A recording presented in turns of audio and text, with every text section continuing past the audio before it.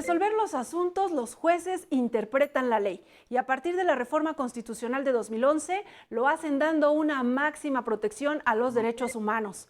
A los criterios jurídicos que se emiten a través de las sentencias se les conoce como jurisprudencia. Hoy le vamos a decir cómo se elabora, dónde se publica y lo más importante, para qué sirve la jurisprudencia. Soy Verónica González, bienvenidos al Consejo de la Judicatura hoy. Comenzamos.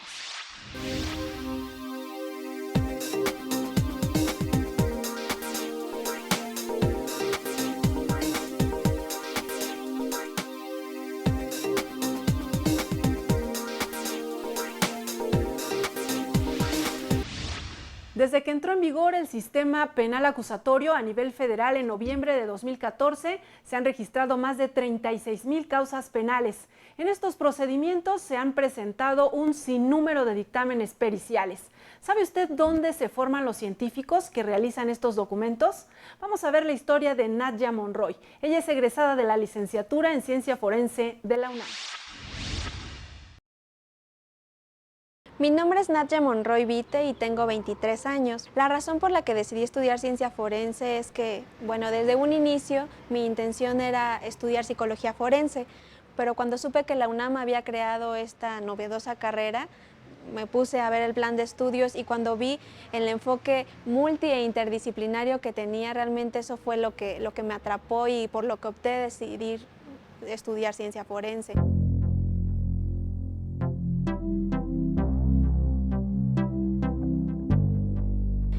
No es como en otras carreras que entonces es psicología y entonces vamos a ver primero las bases de psicología, sino que era ver las bases de distintas disciplinas, tener ese enfoque que obviamente los conocimientos al principio no era tan evidente que se relacionaban, pero conforme fue transcurriendo la carrera y entonces era más evidente cómo se aplicaban y por qué es que vimos primero las bases para entender por qué aplicábamos tal técnica, para qué se utilizaba cuál técnica y cuál era el fundamento detrás de esa técnica.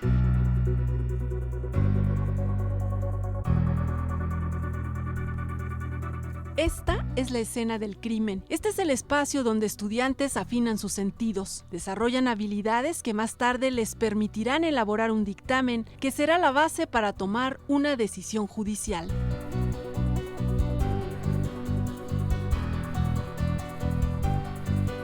Tiene el número 1, por ejemplo, lo que podía ser presuntamente marihuana, que no se puede determinar sino hasta que después de los análisis correspondientes. Entonces es lo que hacemos aquí.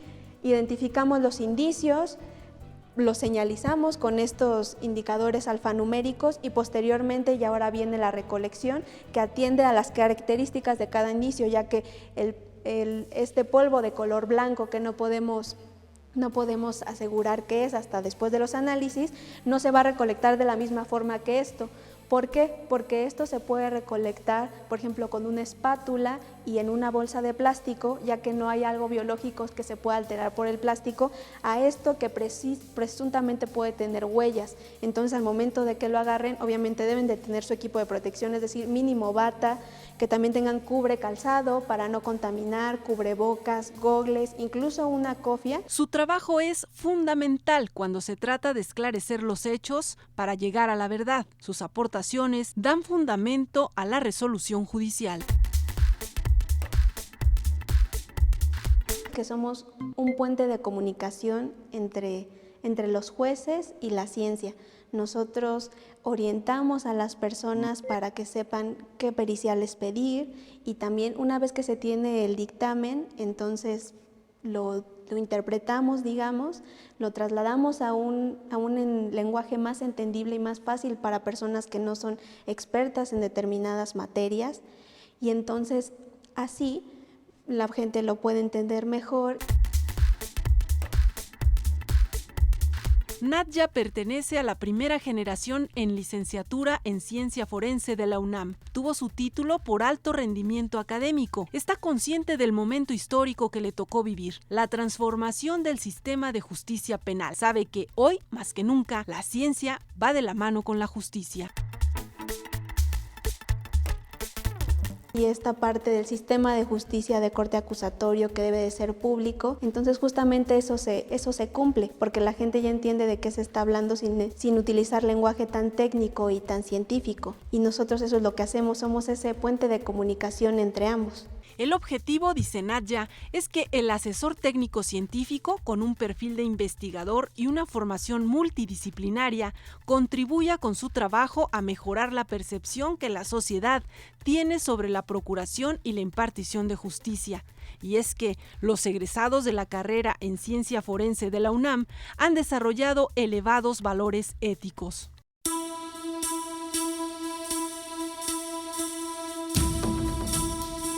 Lo que nos enseñaron fue actuar con justicia, el actuar con bases científicas y tratar de ser lo más objetivos posibles para entonces nosotros actuar conforme lo que nos dice nuestra ciencia, conforme lo que está en la ley, apegarnos y tener esas bases bien fundamentadas y entonces ayudar a que las personas tengan una mejor investigación de un determinado hecho con estas bases que te comentaba y evitar que esos factores externos que a veces lo alteran no interfieran de alguna manera. Para mí, ¿qué sigue? A mí me interesa mucho la parte de investigación, creo que es sumamente necesario y hace falta promover la investigación en nuestro país. Afortunadamente hay instituciones que la están promoviendo, pero todavía obviamente no es suficiente porque el conocimiento se tiene que ir actualizando. Entonces a mí me gustaría seguir estudiando, entrar a un posgrado, hacer investigación en el área, sobre todo de salud mental, para entonces promover políticas que permitan la reducción de la violencia en México y conformar equipos multidisciplinarios.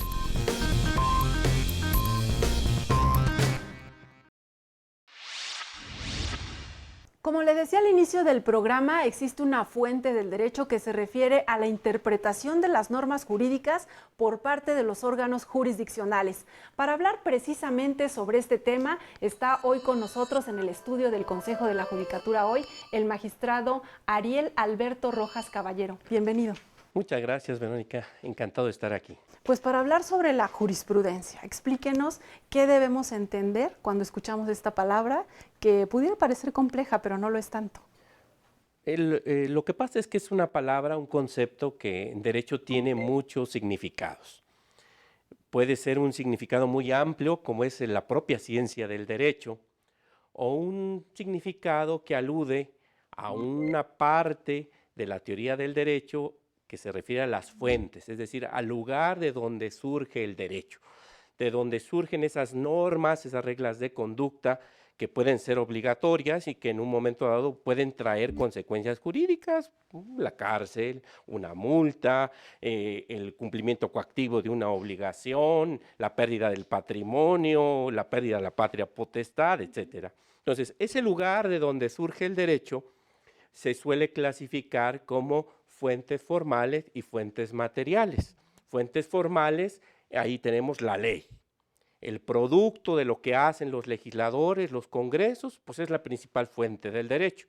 Pero junto con la ley tenemos otras fuentes formales y ahí es donde cobra particular importancia la jurisprudencia. Así ya tenemos este sentido, digamos que más limitado de jurisprudencia que se refiere a esta fuente formal del derecho. Y también hay otras fuentes como la costumbre y algunos tratadistas agregan los principios generales del derecho.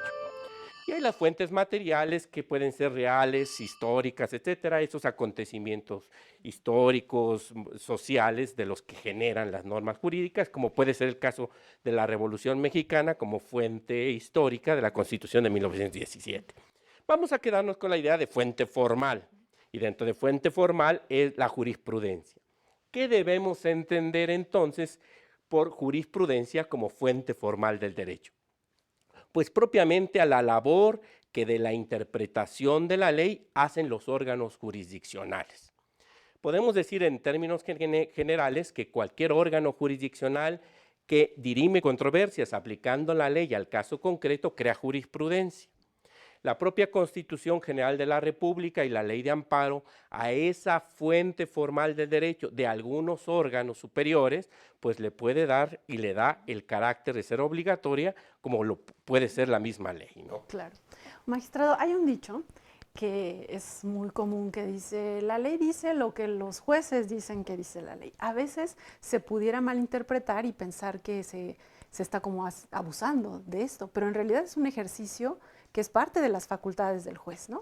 Claro, aquí hay toda una evolución histórica, porque si nos quedamos con la idea de que cuando no había propiamente órganos legislativos en la historia de la humanidad, pues que era la costumbre, la principal fuente del derecho, pues cuando se daba una controversia, pues el juez trataba de resolver conforme a la equidad, conforme las costumbres del lugar, conforme a su sentido de justicia y de moralidad. A raíz de la Revolución Francesa, pues se entiende que el pueblo debe ser representado en los órganos legislativos y es la ley la principal fuente del derecho. Incluso pues es muy famosa esa frase de Montesquieu que decía que los jueces deben ser esas bocas inanimadas que pronuncian las palabras de la ley. Pero eso afortunadamente ha ido cambiando, y más ahora que tenemos un paradigma neoconstitucional donde pues el juez tiene que ser el primer garante de los derechos humanos, y pues que por lo mismo las interpretaciones de los jueces no pueden ir en contra pues de los núcleos duros que tiene el derecho, que son precisamente los derechos humanos. Pero además en la dinámica de lo que están resolviendo todos los días los órganos jurisdiccionales, pues se encuentra uno casos donde pues no está prevista la solución por el legislador. Y el juez tiene que colmar esa laguna de la ley, pues con análisis sistemáticos, teleológicos, históricos, etcétera. Y esa interpretación que hace, en algunos casos, en algunos supuestos, pues la Constitución y la Ley de Amparo le dan carácter vinculatorio para todos los demás jueces, ¿verdad? Siempre que se cumplan determinadas condiciones. Justo eso le quiero preguntar. ¿Qué condiciones se tienen que dar? ¿Quiénes emiten primero esta jurisprudencia? Hablamos de órganos jurisdiccionales, pero ¿cuáles órganos? Sí, ya dentro del universo de lo que podemos entender desde el punto de vista de la teoría del derecho como jurisprudencia, hay una que la Constitución y la Ley de Amparo le dan el carácter de obligatoria. Esta jurisprudencia es la que emite la Suprema Corte de Justicia de la Nación, funcionando en pleno o en salas. Ahora los plenos de circuito, que son los nuevos órganos que crea la reforma constitucional del 6 de junio de 2011, y los tribunales colegiados de circuito. Entonces, los asuntos que resuelvan estos tres órganos de cumplir con determinadas condiciones, pues pueden generar un criterio obligatorio para todos los demás órganos jurisdiccionales, también con algunas circunstancias, porque la jurisprudencia de la Suprema Corte es de obligatoriedad nacional, la de los plenos de circuito nada más es obligatoria en el circuito, y lo mismo que los tribunales colegiados de circuito. Vamos a hacer una pausa y de regreso nos explica a quienes nos siguen a través del canal judicial de qué nos sirve al ciudadano común que exista la jurisprudencia, por qué es importante. Cómo no, con mucho gusto. Vamos a la pausa y regresamos.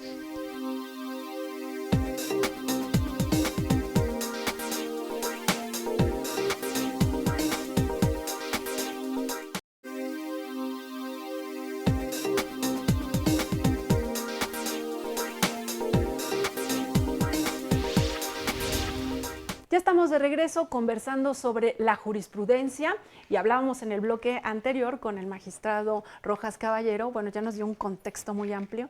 Antes de retomar nuestra charla, quiero invitarlo a ver el testimonio de secretarios de juzgado y de tribunal, cómo es que ellos viven en el día a día esto de la jurisprudencia. Vamos a verla y regresamos con más comentarios.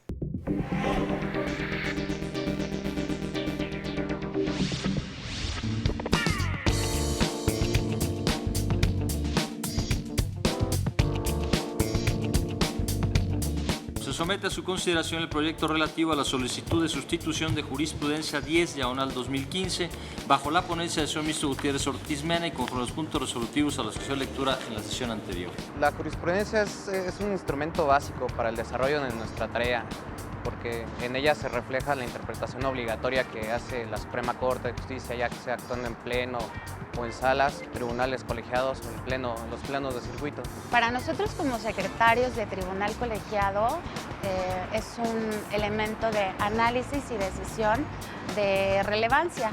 además de que tenemos encomendada su observancia y aplicación. En ellos puedes contener la interpretación de la ley o bien la integración de lagunas, cuando la ley no regula un supuesto expresamente, a través de la interpretación del sistema se puede integrar jurisprudencia para resolver un asunto en concreto. Por ejemplo, supongamos si procede conceder la suspensión cuando se impugna un artículo específico del Código Fiscal de la Federación, busco el artículo tal cual en el Semanario Judicial de la Federación y me va a arrojar todos los criterios de los órganos que han emitido tesis o jurisprudencias sobre ese artículo en específico. Y ya con eso yo puedo ir depurando y viendo cuáles son obligatorios, cuáles son tesis aisladas y sobre todo encontrar el criterio que me sirve para resolver a mí el problema jurídico que se me está planteando. Con la aplicación de la jurisprudencia en nuestros proyectos logramos brindar cierta seguridad jurídica en el gobernado respecto a la solución de sus asuntos.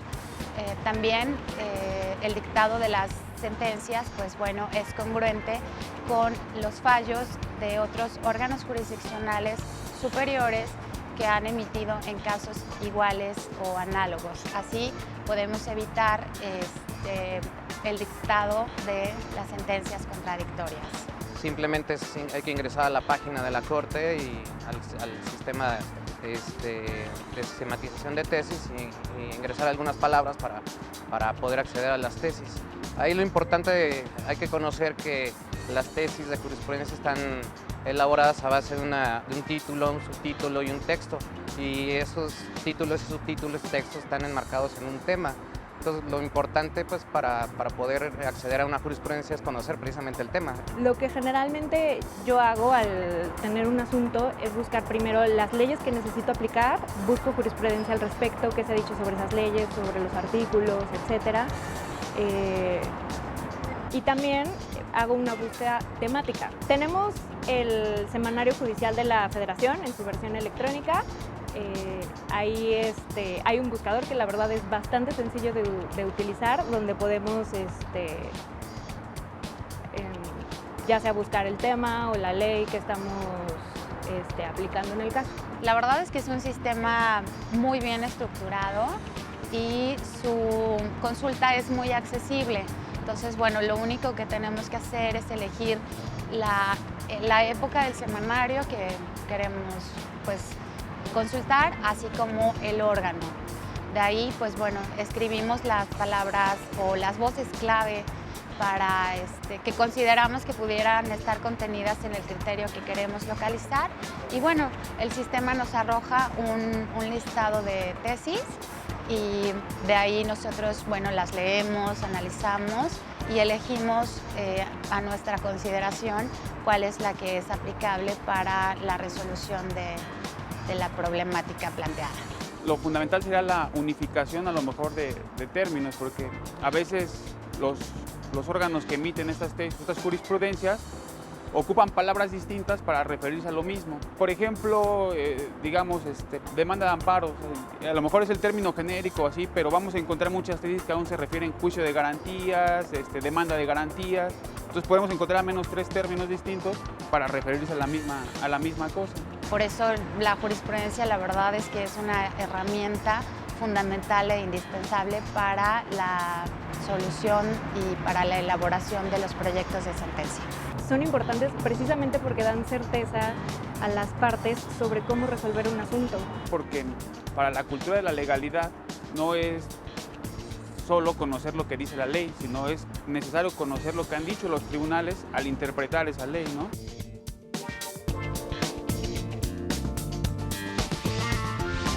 Bien, pues ahí está el testimonio de los secretarios del Poder Judicial de la Federación, quienes viven en el día a día la importancia, ¿no?, de conocer la jurisprudencia. Ya nos explicó en el bloque anterior qué órganos jurisdiccionales la emiten. Ahora explíquenos cómo se integra la jurisprudencia. Sí, la nueva ley de amparo, con una mejor sistemática que la anterior, claramente dice que son 3 sistemas de integración de jurisprudencia, o sea, 3 sistemas a través de los cuales la interpretación que hace la Suprema Corte, los plenos de circuito, los tribunales colegiados de circuito, es obligatoria para los órganos jurisdiccionales. Los sistemas son reiteración, unificación y sustitución. Por el sistema de reiteración, por la Suprema Corte funcionando en pleno o en salas, o los tribunales colegiados de circuito, cuando sostienen el mismo criterio jurídico en 5 ocasiones, en sesiones diferentes, no interrumpida por otro en contrario, y con una votación calificada, 8 votos en el pleno, 4 en las salas y unanimidad en el tribunal colegiado, crean jurisprudencia por el sistema de reiteración. El otro sistema es el sistema de unificación, que la gente lo conoce como el de contradicción de tesis. En principio, podremos decir que cuando dos órganos jurisdiccionales de la misma jerarquía sostienen criterios jurídicos diversos, los plenos de circuito, las salas de la Corte o el propio pleno de la Suprema Corte dirime esa contradicción de tesis y ese criterio será obligatorio para todos los órganos jurisdiccionales, dependiendo si es pleno de circuito en el circuito y si es de la Corte en todo el país. Digo yo que es en principio órganos de la misma jerarquía porque con la creación de los plenos de circuito, pues puede haber contradicciones de tesis entre un pleno de un circuito y el pleno de otro circuito, pero también entre un pleno de un circuito y un tribunal colegiado de otro circuito. Ese asunto lo resuelve la Corte. Necesariamente la Corte. Entonces, yo lo explico en el libro de forma, creo que más sencilla, de que partamos de que normalmente estos asuntos los resolvía siempre la Suprema Corte. Y la idea fue que con la reforma de 2011, que los plenos de circuito le ayudaran a la Suprema Corte a resolver contradicciones de tesis, pero por el mismo sistema tienen que ser tribunales colegiados del mismo circuito y la misma especialidad. Si no se cumple esta condición, lo tendrá que resolver la Suprema Corte. Magistrado, ¿por qué es útil que exista la jurisprudencia, que se resuelvan los asuntos? Mencionaba usted, si en 5 ocasiones ya se resolvió en cierto sentido, se establece como jurisprudencia. ¿De qué le sirve al ciudadano que exista la jurisprudencia? No, pues fíjese que aquí está en juego uno de los valores fundamentales del sistema jurídico y del derecho en sí, que es la seguridad jurídica. La gente ya sabe a qué atenerse. Entonces, cuando hay temas que son susceptibles de una interpretación en un sentido o en otro, pues es una tranquilidad para todos los justiciables y para los juzgadores que en la Suprema Corte, en pleno o en salas, el pleno de circuito o el propio tribunal colegiado ya haya definido la situación jurídica, ¿no? Entonces, esto da seguridad jurídica. Y precisamente con el tema de la seguridad jurídica hay el otro tercer sistema, que es el de la sustitución. Antes se llamaba modificación de jurisprudencia y la verdad era un sistema regulado muy mal en la ley de amparo anterior, en la actual lo hace muy bien, y da la idea precisamente de un criterio obligatorio es sustituido por otro obligatorio, es un procedimiento blindado, un procedimiento ad hoc en el que solamente participan magistrados y ministros con la idea de que se reflexione si el criterio jurisprudencial puede seguir siendo aplicable porque hay la opinión de los magistrados de un circuito, del pleno del circuito, de los ministros de la sala de la Suprema Corte, de que debe reflexionarse si el criterio es correcto o puede ser sustituido por otro. Por eso es un procedimiento especial, reservado exclusivamente a magistrados y ministros, ¿verdad? Yo no he escuchado que no se cumpla la jurisprudencia porque es de carácter obligatoria y todos los jueces y magistrados lo saben. Pero si llegara a ocurrir eso, ¿el demandante puede quejarse o cómo funciona eso? Bueno, mire, se dice que en términos generales el sistema de obligatoriedad de jurisprudencia que tenemos en México es suave. Es suave porque pues, es muy complicado por la gran cantidad de criterios jurisprudenciales, pues que cualquier ser humano lo sepa, ¿no?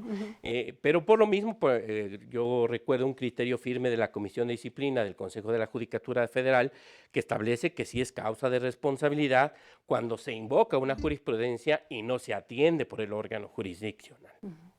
Entonces sí es importante que estemos pensando y dándole seguimiento a los criterios jurisprudenciales y también pues en esta labor pues los litigantes también tienen que ayudar al órgano jurisdiccional de estar pendientes de esta situación para asegurar la seguridad jurídica, ¿verdad? Es para decir, dar la seguridad jurídica. En una demanda el abogado puede citar una jurisprudencia Claro. y decir con base en esta jurisprudencia se debe resolver así.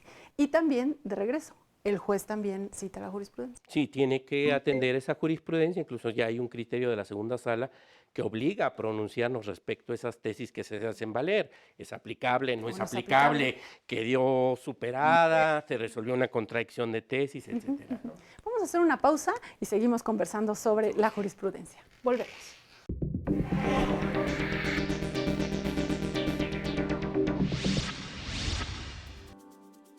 Los artículos 72, 77 y 79 de la Ley Orgánica del Poder Judicial de la Federación establecen la organización y funcionamiento del Consejo de la Judicatura Federal.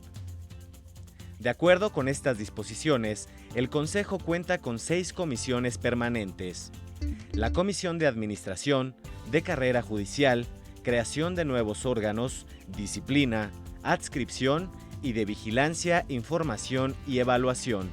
Cada una se integra por 3 consejeros y uno de ellos preside la comisión. Las resoluciones de las comisiones se deciden por mayoría de votos. De acuerdo con la Ley Orgánica del Poder Judicial de la Federación, el Consejo de la Judicatura tiene atribuciones para establecer las comisiones que considere necesarias para su buen funcionamiento. Asimismo, el Consejo puede expedir reglamentos interiores en materia administrativa, de carrera judicial y régimen disciplinario del Poder Judicial de la Federación.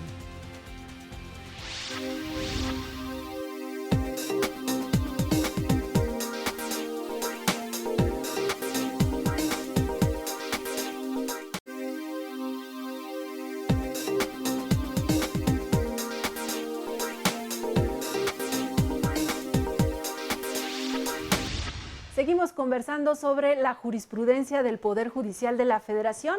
Ya nos comentaba el magistrado Rojas Caballero, bueno, en un principio el contexto, quienes emiten estos criterios, cómo se va integrando, y ahora explíquenos dónde se consulta, qué cantidad de criterios jurídicos contamos en este país.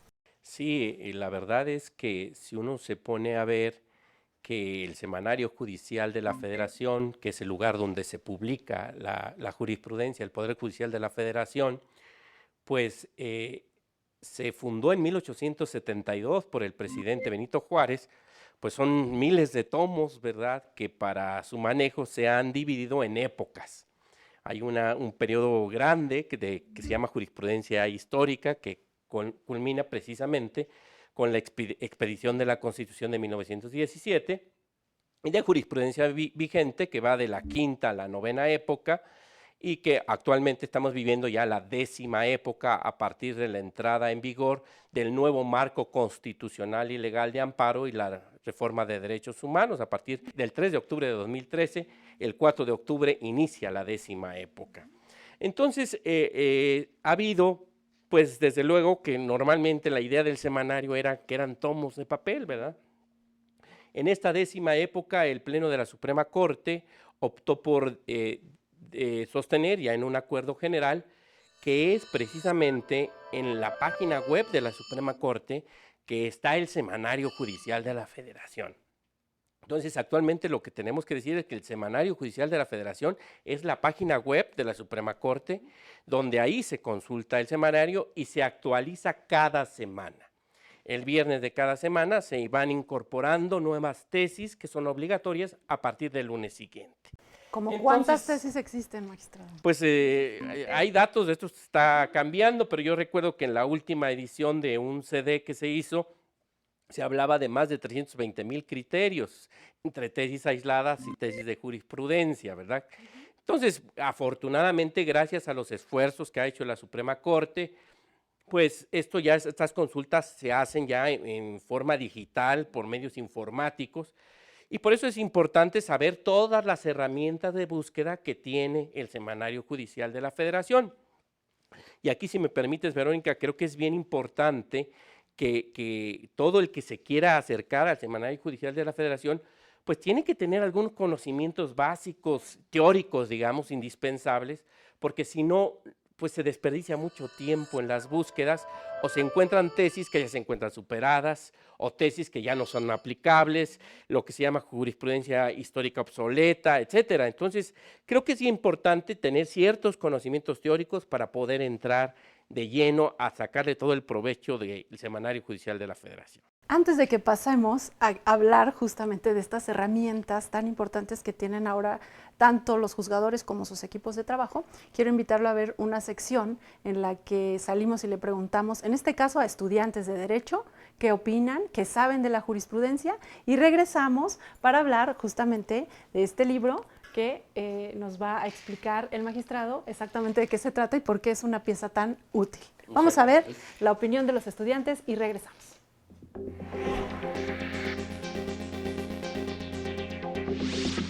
Podría decir que nuestra herramienta diaria de trabajo, en eso estamos cotidianamente y me parece que el estarnos actualizando cotidianamente acerca de qué es lo que sucede en nuestro máximo tribunal es importantísimo. No podemos estar fuera de la coyuntura jurídica y si nos alejamos de esa, de pronto te desactualizas completamente de lo que es el derecho.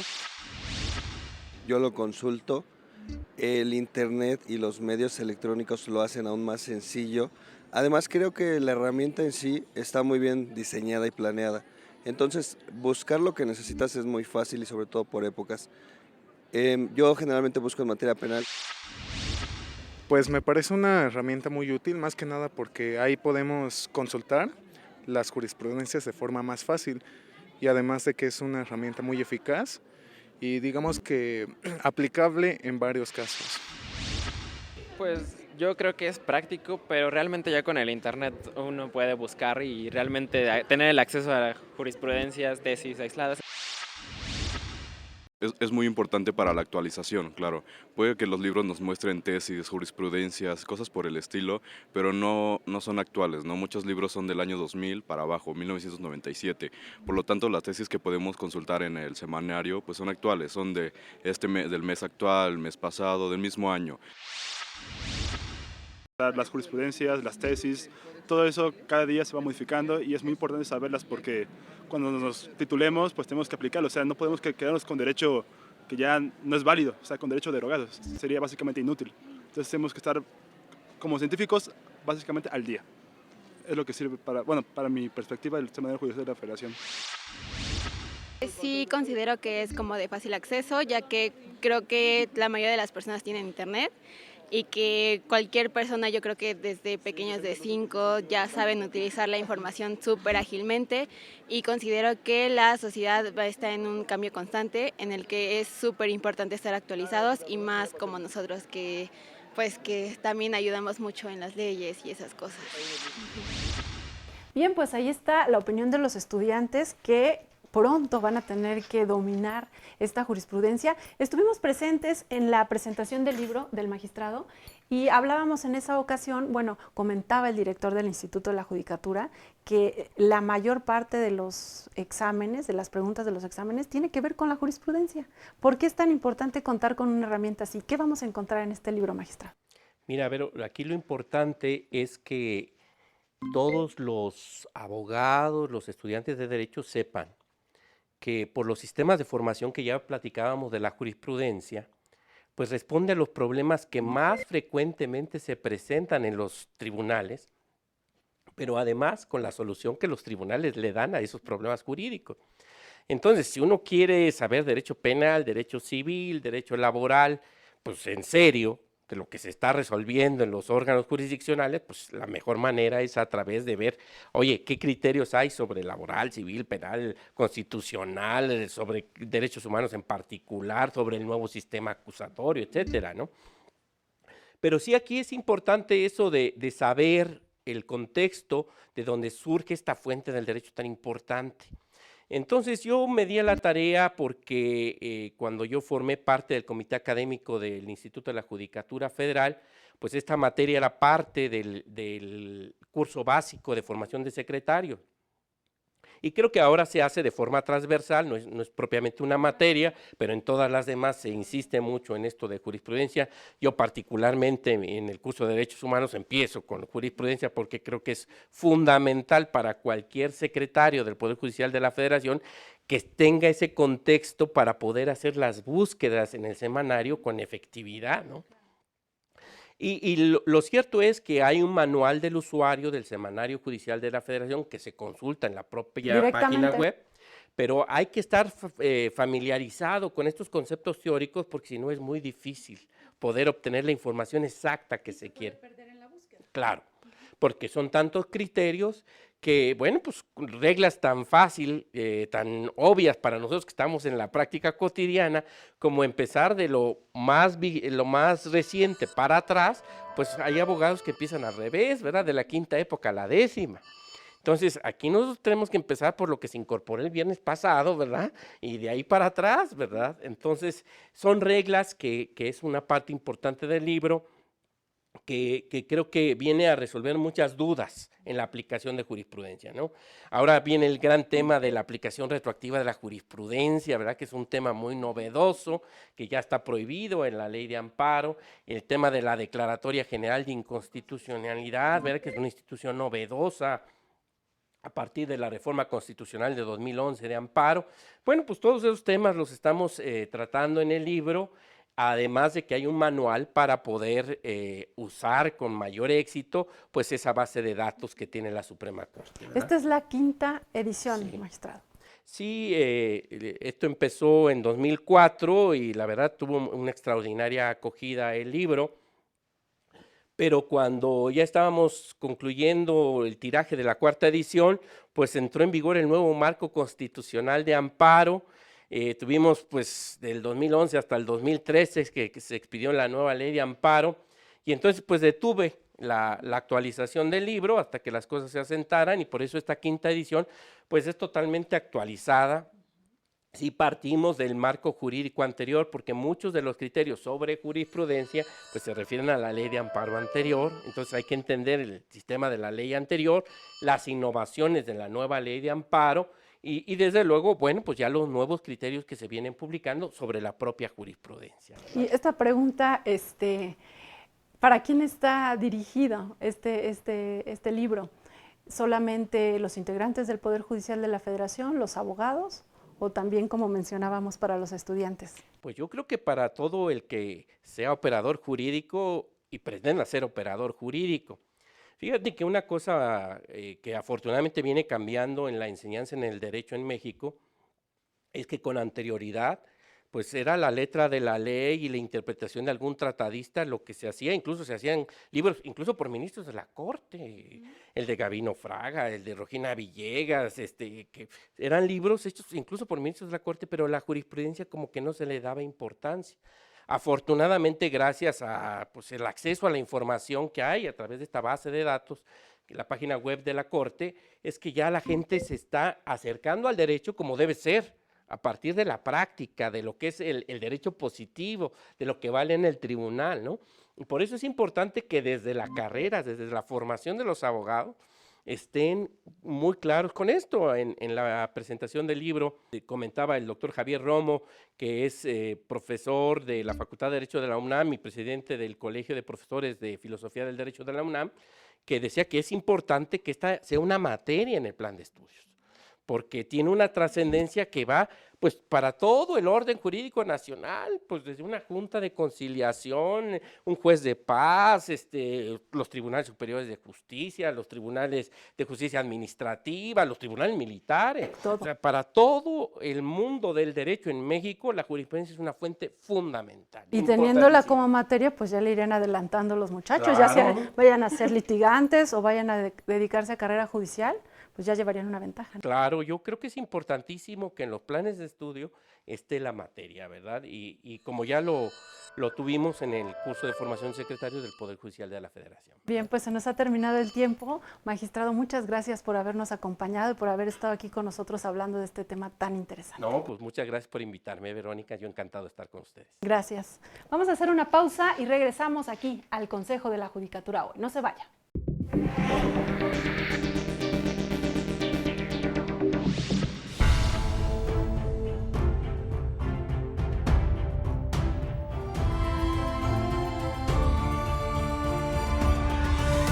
Recientemente el Congreso aprobó una nueva Ley Nacional de Ejecución de Penas. Esta ley es reglamentaria del artículo 18 constitucional que, como se sabe, fue igualmente reformado en el contexto de la gran reforma constitucional del año 2011.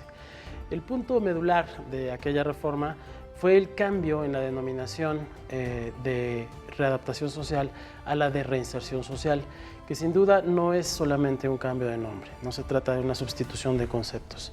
La idea de la reinserción social está íntimamente ligada también con la armonía que este artículo 18 guarda con el nuevo artículo 1 constitucional, que es en su último párrafo el artículo que contiene lo que se denomina la cláusula pro dignitate o cláusula de inclusión.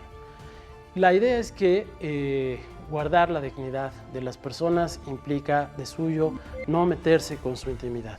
Desafortunadamente, en el ánimo que dio lugar a la reforma penitenciaria de los años 60, la idea que prevalecía era la de que las personas que se dedicaban al trabajo técnico en la prisión terminaban invadiendo la personalidad de quienes se presumía habían cometido algún delito, intentando repersonalizarlos o, de acuerdo con el concepto que se utilizó en nuestro país, readaptarlos a la sociedad. Este nuevo marco que se ha generado y del cual la Ley Nacional de Ejecución es un pilar fundamental, plantea entonces la necesidad de respetar la integridad de las personas privadas de la libertad, más bien colocando el énfasis en el tema de la experiencia de respeto a los derechos humanos que debe vivirse en reclusión. Si bien es cierto, esta reforma constituye una de las principales dentro del, digamos, ámbito de las reformas que se han planteado para desarrollar la constitucional en derechos humanos, el reto principal que se enfrenta son las inercias en el personal penitenciario actual. Desafortunadamente, aún hay que reformar los reglamentos de las instituciones penitenciarias y hay que resolver una serie de problemáticas muy complicadas, sobre todo en las prisiones estatales y municipales. En este caso, entonces, el pendiente está en transformar la realidad de acuerdo con lo que preceptúa la nueva Ley Nacional de Ejecución de Penas.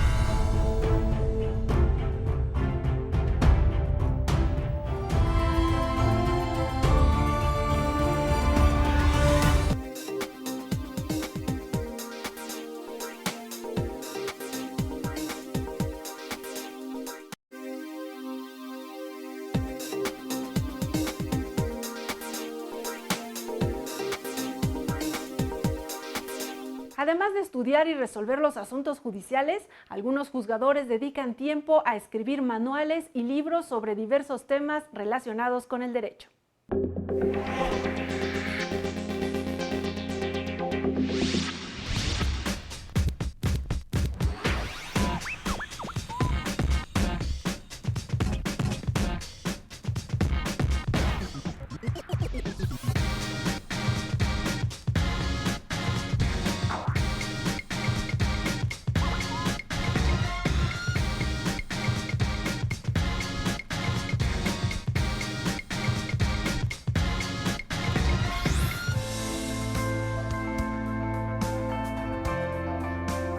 El primer texto hace una exploración sobre estas ideas, desde, en el caso de las garantías individuales, por supuesto, todo lo que es la historiografía jurídica mexicana del siglo XIX hacia nuestros días, el siglo XX y pasando a nuestro siglo el XXI, la idea de derechos humanos producida en la posguerra en el siglo pasado, y también la idea de ius y de derecho que nos viene desde la Edad Media, desde los siglos XI y por allí.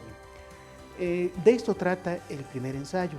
El segundo, que versa sobre la ley inconstitucional como fenómeno antinómico, pues parte de una constatación, y referiré brevemente en qué pasaje me baso, del Quijote para ejemplificar este fenómeno. En algún momento, cuando el Quijote ya a vista de los demás enloquecido, el cura y el barbero, la sobrina, acuden a su biblioteca para quemar los libros de caballerías que le han secado el seso.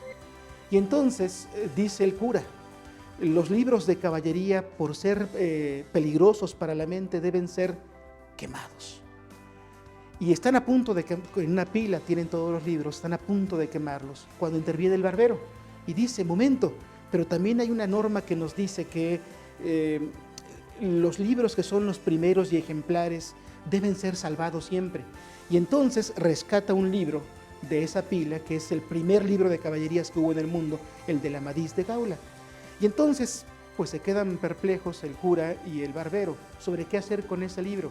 si quemarlo atendiendo a la primera máxima o rescatarlo de las llamas atendiendo a la segunda.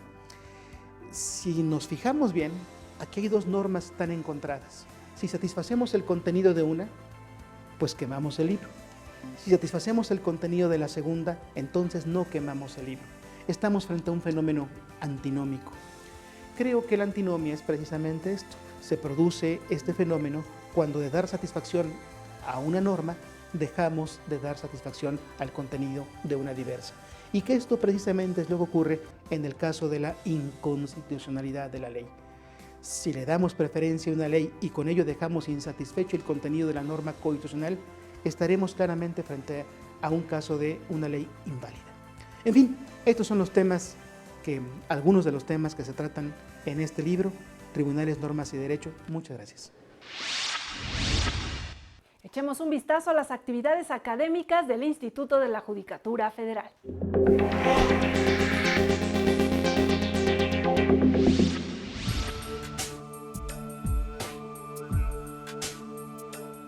Para ingresar al curso básico de formación y preparación de secretarios del Poder Judicial de la Federación se necesita tener conocimiento en juicio de amparo, derecho civil, penal, administrativo y laboral, además de comprender el manejo de expedientes judiciales.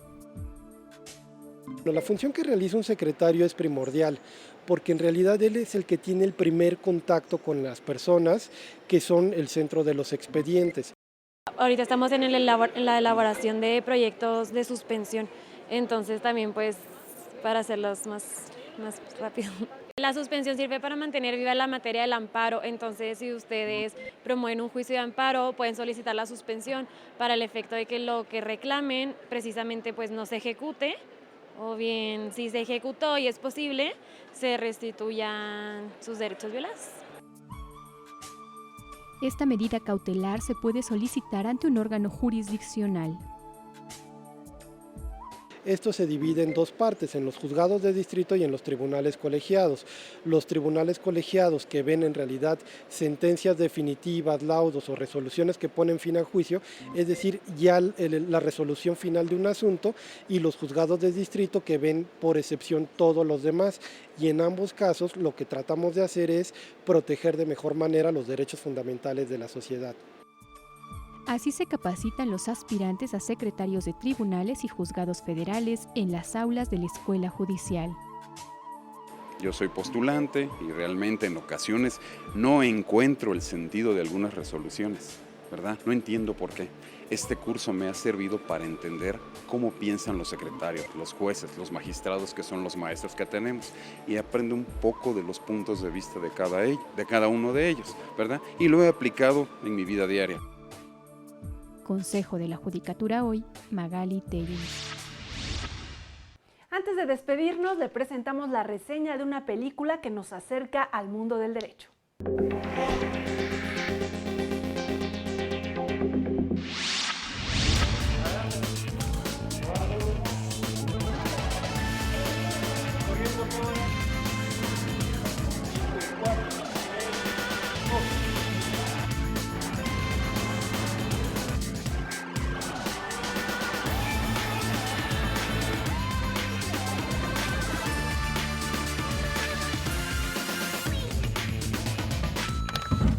En junio del 2008 se publicó la reforma constitucional en materia de seguridad pública y justicia penal.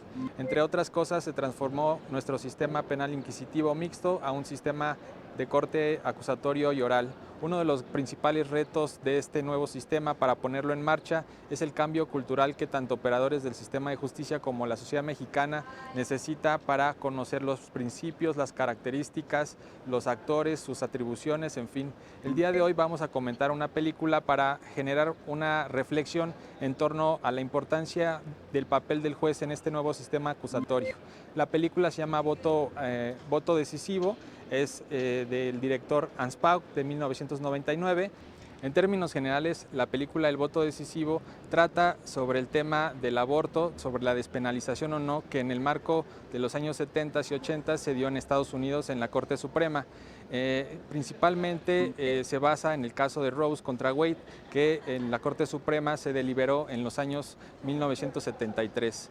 El caso es importante ya que nos muestra la importancia del juez en términos de dos de sus facultades o de sus atribuciones en el nuevo sistema acusatorio. Por un lado, la imparcialidad y por otro lado, el conocer, el escuchar y el valorar las pruebas de las partes. Esta película es muy importante en el marco del sistema acusatorio, ya que a diferencia de cómo decidían los jueces anteriormente en el sistema inquisitivo y mixto, donde lo hacían a partir de corazonadas o a partir de negociar en la parte oscura con las partes, ahora en el nuevo sistema acusatorio se trata de que el juez sea un actor fundamental, neutral, crítico, receptivo, sobre todo imparcial, que fundamente sus decisiones en conocer la realidad. Incluso en esta película, este juez, protagonizado por Andy García, va a una manifestación, trata de allegarse de la mayor información posible de manera científica para deliberar en un último momento su decisión a favor del aborto. No se pierdan esta película, recuerdo el nombre, Voto Decisivo, de Anspaug, de 1999, que trata el tema del aborto y de la despenalización.